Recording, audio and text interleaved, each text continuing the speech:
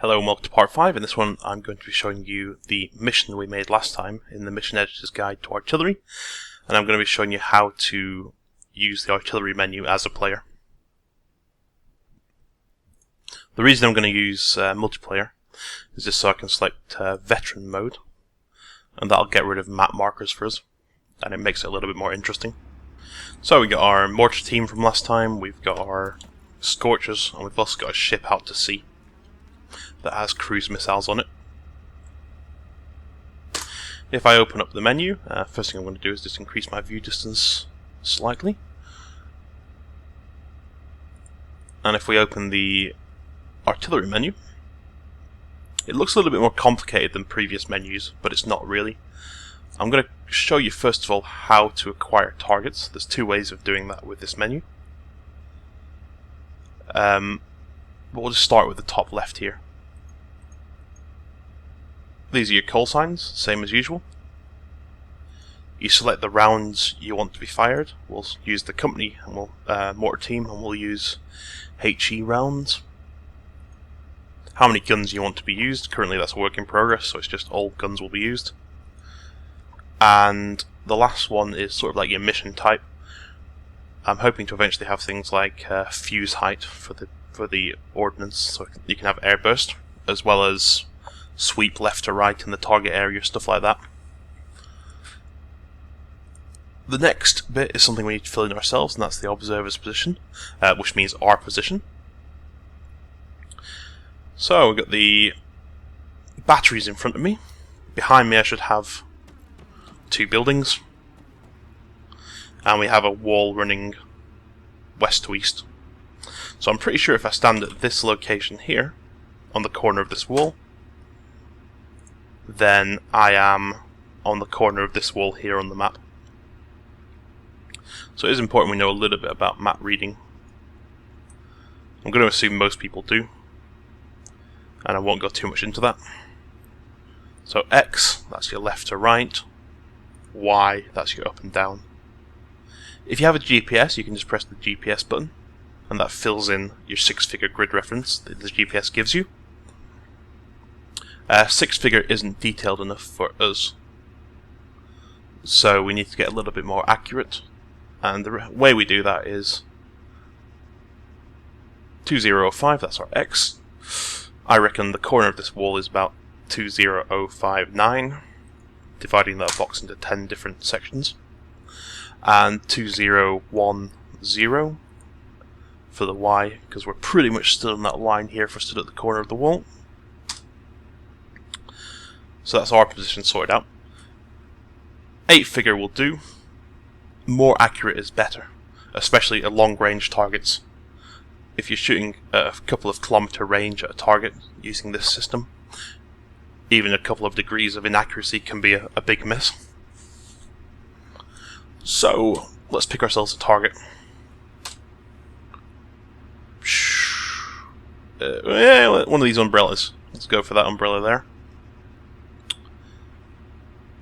You can open the menu again while you have the binoculars out, and you can just lower the menu down to fill in these boxes. So distance is about, this will hold still for a second, 568. 568 meters. Degrees to target is about 210. Armour uses degrees by default. If you want to use mils in this, you can do, just divide by 2. And you can input a decimal place, so that's how you could do that if you wanted to, as this system recognises decimal places. Now that we're pretty sure we have our target, we press compute, and we can see that it's updated the map as well as the information on the right hand side. On the map, the red X is the center of the target. The red circle is the area that the rounds are going to land in. So if I decrease that down to 0, all the rounds are going to try and land at that exact location. If I make that number bigger, that's the area that the rounds are going to land in, so they're going to be randomly distributed in that area. For our purposes, I'm just going to use 0 meter distribution. On the right here then, computed target, that gives us our rough grid, our 6-figure grid, where the rounds are going to be landing. Round flight time, that's in seconds, so the rounds are going to be 29 seconds in the air when they leave the mortar tube before they hit the target. And the last thing is splash time, that's the time that the round would hit if we fire right now. When you're firing, you've got two options here, fire marker round or fire for effect. If we hit fire marker round, that'll just fire one round from one of the guns exactly at the target. And we can use that to determine if the coordinates we have are accurate or not before we commit to firing a large number of rounds and wasting ammunition. So I'm going to fire, let's just say, 8 rounds. I'm pretty happy I know where I am. I'm pretty happy the distance and degrees are correct, and I'm pretty happy with where that map marker is. So I'm pretty sure we're going to hit the umbrella. So I'm just going to go for fire for effect. All elements, stand by for artillery on enemy positions. So we can see here, splash time is going to be 12:51. The last round is going to be fired at 58 seconds past.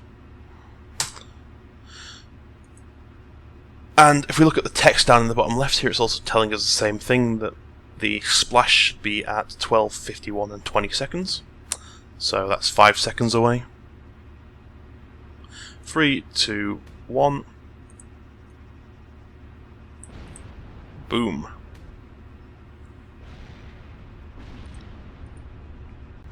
There is an alternative way of calling in artillery strikes, and that's just directly inputting the coordinates. So let's say this big dome over here, I know exactly where that is on the map. It is in this big compound here, and it's the biggest building, so it's this one here. Before I do that, I might want to save this information for the previous target, in case that becomes useful again. If you have the autosave button ticked, then it's auto-saved. However, you can also input your own name, such as Beach, press save, and if we clear these boxes here, you can clear any text box, by the way, by double-clicking on it. And then I click on the beach thing we just saved and press load. You can see it loads back up the target again. You can also select somebody else's name on the right here. Then you can select their targets and press copy from. And then you get their target positions that they've saved into their box. So that's a useful way to share targets between people on your team. So I'm just going to clear all these boxes here. And the way you can directly input a target is just by inputting the X and Y and then pressing fire. And I'm going to do that with HMS Proteus over here, which I should hopefully be able to see. Yep, there we go, there's the submarine. So this target's position is roughly 2090.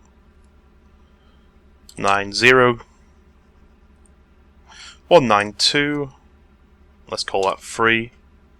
Press compute just to be sure, and yeah, the X has landed on the target itself, which is good. And then the only difference really with the cruise missiles is you select the launch tube rather than the round type, and once the launch tube's been used, then it's considered empty and it won't show on the map anymore. So I'm going to go for launch tube 3. Fire for effect. Be advised, tactical strike inbound.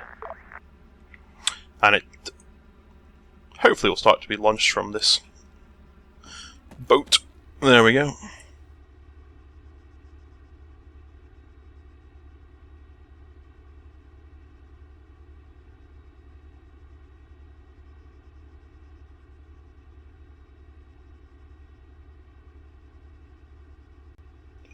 And we can watch that come in to hit the target.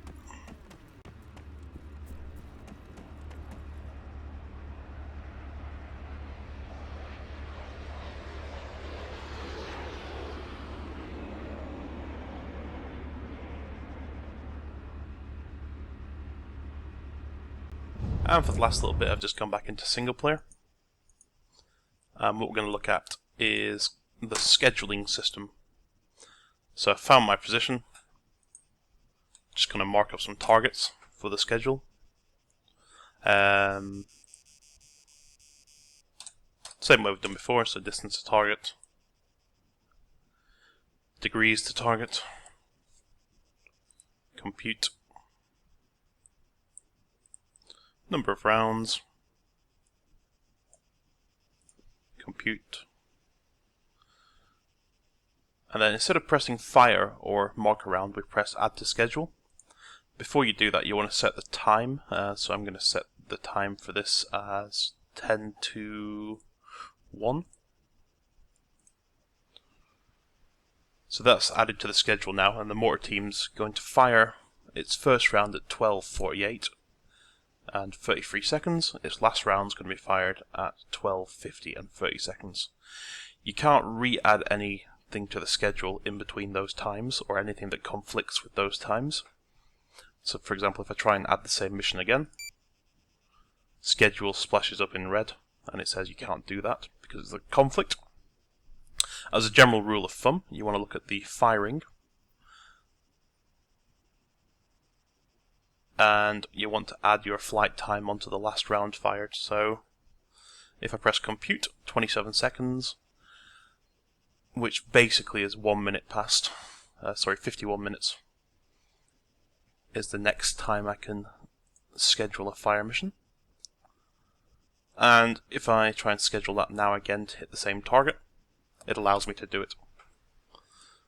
So I'm just going to delete that and pick a new target. So I'm going to hit that rock instead.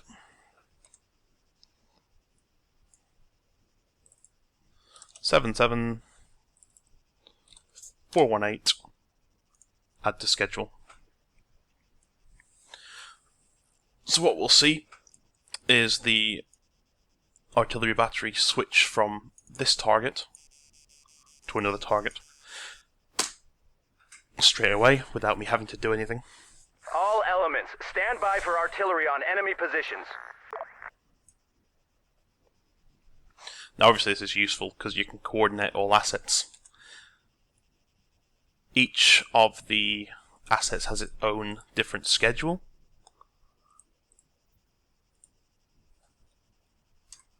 So you can have different schedules for each asset, but you can have them all coordinated to attack at the same time, which allows you to put a lot of firepower down. You could, for example, have one of the batteries placing a smoke screen in front of you, while the other ones are hitting enemy positions, so you can advance while they're suppressed, and you're also covered or concealed